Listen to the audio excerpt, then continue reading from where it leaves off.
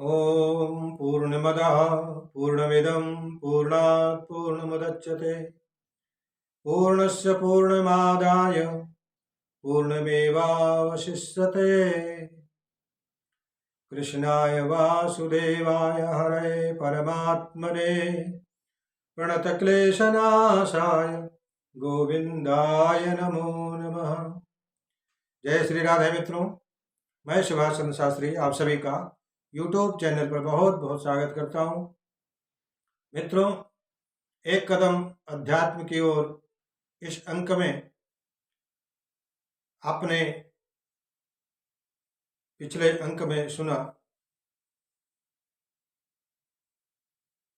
भगवान कृष्ण अर्जुन को गीता उपदेश के माध्यम से संन्यास के विषय में बताते जा रहे हैं।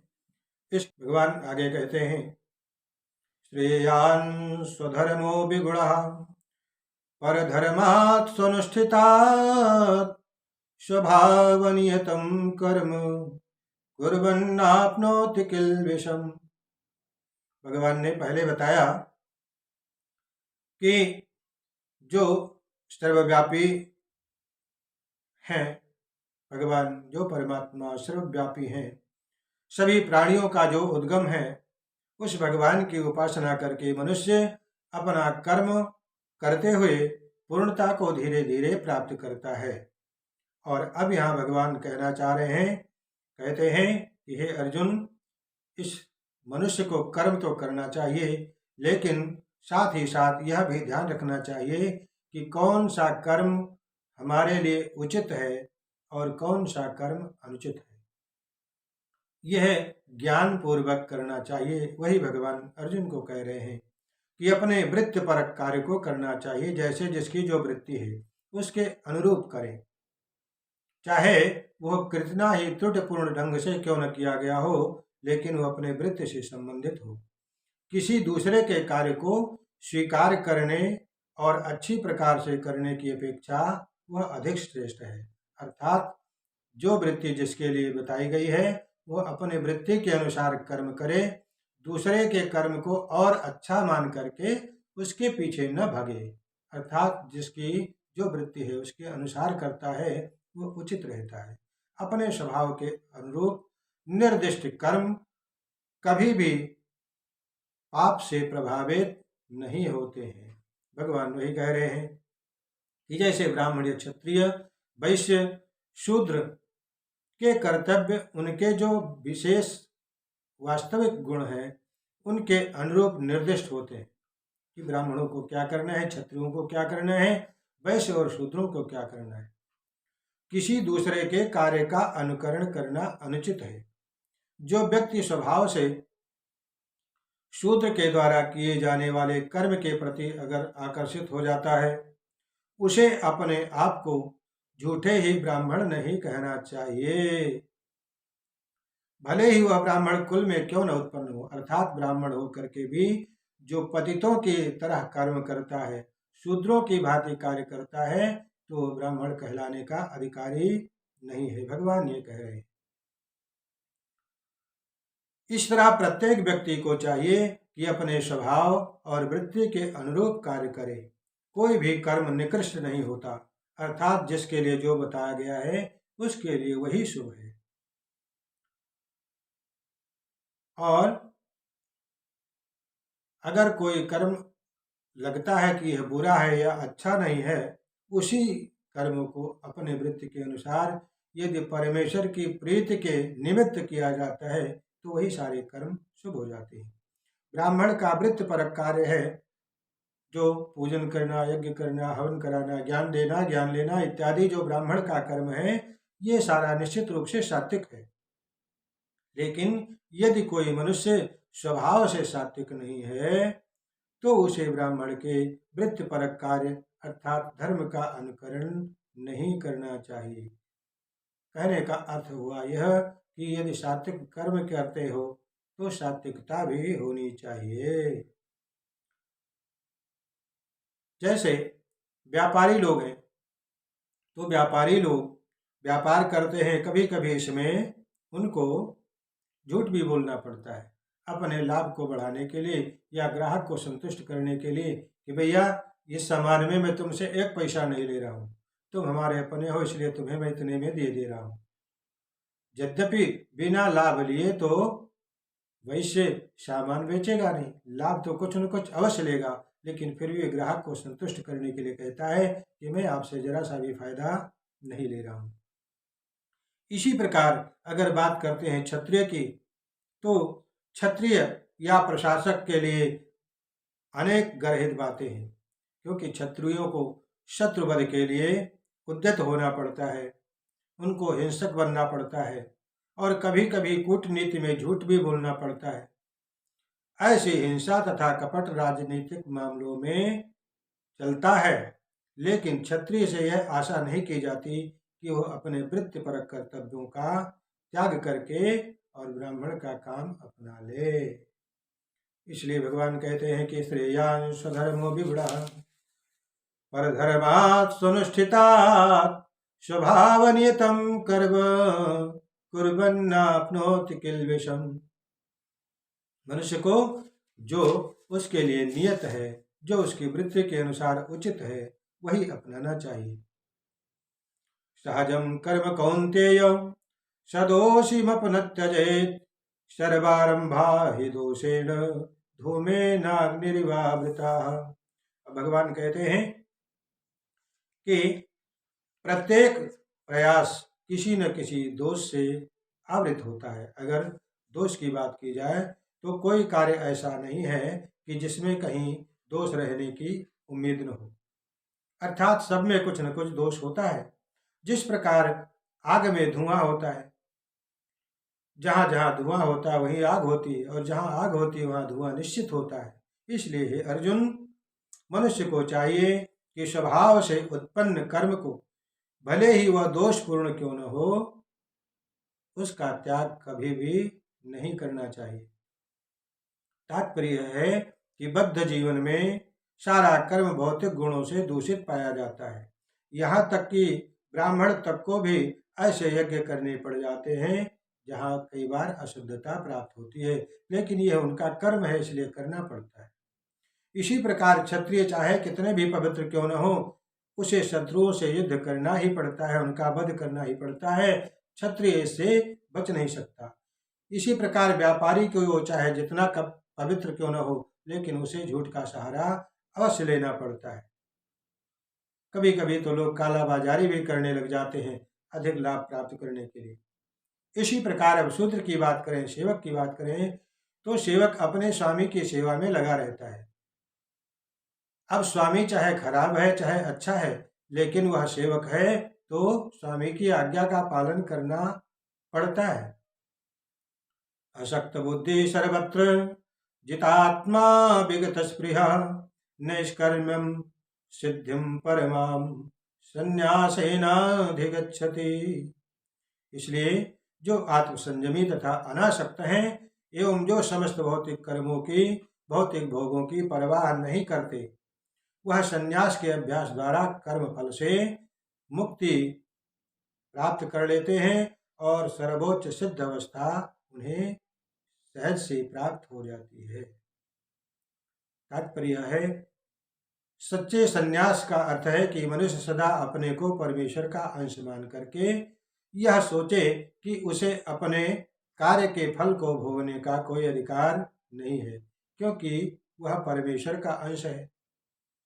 इसलिए उसके कार्य का फल परमेश्वर द्वारा भोगा जाना चाहिए, और यही वास्तव में कृष्ण भावना का रहस्य है। जो लोग कृष्ण भावना से भावित हो जाते हैं वे कर्म तो करते हैं, लेकिन जो कर्म का फल होता है उसको स्वतः नहीं भोगते। वो कृष्ण भावनामृत में यही समझते हैं कि इस कर्म का फल जो है उस पर तो परमेश्वर का अधिकार है, क्योंकि वो मैं उनका अंश हूँ। इस प्रकार सिद्धि प्राप्तो यथा ब्रह्म तथाप्नोति निबोध में समासेनैव कौन्तेय निष्ठा ज्ञानस्य या परा। हे अर्जुन, जिस तरह इस सिद्धि को प्राप्त हुआ व्यक्ति परम सिद्धावस्था अर्थात ब्रह्म को, सर्वोच्च ज्ञान की अवस्था को प्राप्त करता है, उसका मैं संक्षेप में तुमसे वर्णन करूंगा। अब भगवान कहते हैं कि किस तरह कोई व्यक्ति केवल अपने वृत्तपरक कार्य में लगकर परम सिद्ध अवस्था को प्राप्त कर सकता है, यदि वह कार्य भगवान के लिए किया गया हो तो। अब यहाँ भगवान ये बताते हैं, अभी पहले तो कहा कि अपने वृत्त के अनुसार मनुष्य को कर्म करना चाहिए। अब वो कर्म चाहे उसका पवित्र हो या अपवित्र हो, भला हो या बुरा हो, लेकिन अपने गुणों के अनुसार अपनी वृत्ति का त्याग नहीं करना चाहिए, जो जिसके लिए श्रेयस्कर बताया गया है। और अब भगवान यहाँ कहते हैं कि मनुष्य अपने कर्म को करते हुए भी, चाहे वो कर्म अच्छा है या बुरा है, उन कर्मों का निर्वहन करते हुए भी मनुष्य परमेश्वर की कृपा प्राप्त कर सकता है, अर्थात सिद्ध अवस्था को प्राप्त कर सकता है, अगर कर्म करते समय वह कृष्ण भावना में स्थिर रहता है तो। शर्त बस इतनी है कि कर्म कोई भी कर रहा है, किसी भी अवस्था में कर रहा है, अगर वो परमात्मा चिंतन में, परमात्मा दृष्टि में लगा है, तो उसके सारे कर्म उसको सिद्धि प्राप्त कराने वाले साबित हो सकते हैं। अब इसमें जो भेद है वो भगवान कह रहे हैं कि बुद्ध्या विशुद्धया युक्तो धृत्यात्मानं नियम्य च शब्दादीन् व्यसनांस् त्यक्त्वा रागद्वेषौ व्युदस्य च विविक्त सेवी लब्ध्वासि यत्वाक्काय मानसः ध्यान योग परो नित्यं वैराग्यं समुपाश्रितः अहंकारं बलं दर्पं कामं क्रोधं परिग्रहं विमुच्य निर्ममः शांतो ब्रह्म भूयाय कल्पते।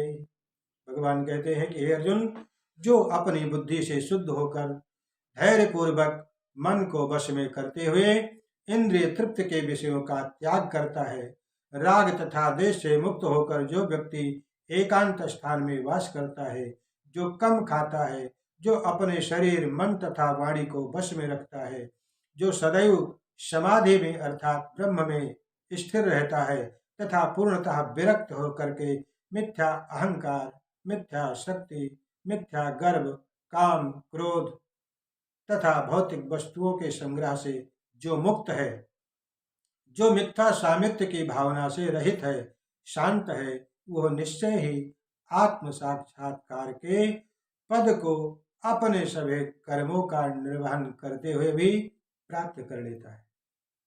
तात्पर्य है कि जो मनुष्य बुद्धि द्वारा शुद्ध हो जाता है, वह अपने आप को सत्व गुण में अभिहित कर लेता है।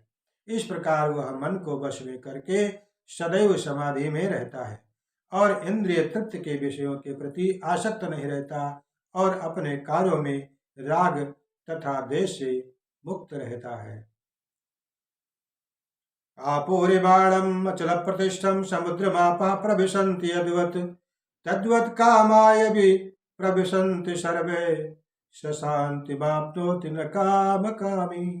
भगवान कहते हैं कि हे अर्जुन, ठीक उसी प्रकार जैसे समुद्र में समस्त नदियां बहती हुई जाकर के और मिल जाती हैं, लेकिन उन समस्त नदियों के जल के आ जाने से समुद्र में कोई फर्क नहीं पड़ता, वो जरा सा विचलित नहीं होता, शांत ही बना रहता है। उसी तरह केवल वही शांति प्राप्त कर सकता है जो समुद्र की भांति हर अवस्था में, हर परिस्थिति में शांत रहता है, एकाग्र रहता है, आत्म में स्थित रहता है, भगवत भक्ति में, भगवत चिंतन में लगा रहता है।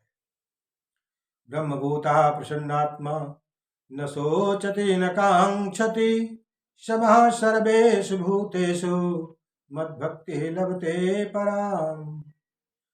इस प्रकार जो दिव्य दृष्टि रखते हुए दिव्य पद पर स्थित है, वह तुरंत परब्रह्म का अनुभव करता है और पूर्णतया सर्वदा के लिए प्रसन्न हो जाता है। वह न तो कभी शोक करता है, न किसी वस्तु की कामना करता है, वह प्रत्येक जीव पर समभाव रखते हुए उस अवस्था में मेरी शुद्ध भक्ति को प्राप्त करता है।